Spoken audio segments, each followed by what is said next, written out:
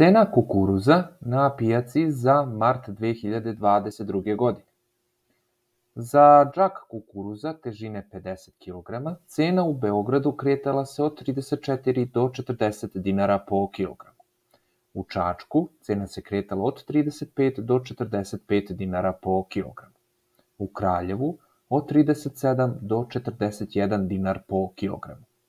U Loznici od 32 do 40 dinara po kilogramu. U Nišu cena je bila 40 dinara po kilogramu. U Požarevcu od 29 do 30 dinara po kilogramu. U Vranju od 32 do 40 dinara po kilogramu. U Užicu od 41 do 42 dinara po kilogramu. I u Zrenjaninu cena se kretala od 35 do 37 dinara po kilogramu. Za detaljnije informacije posetite portal pijace.com.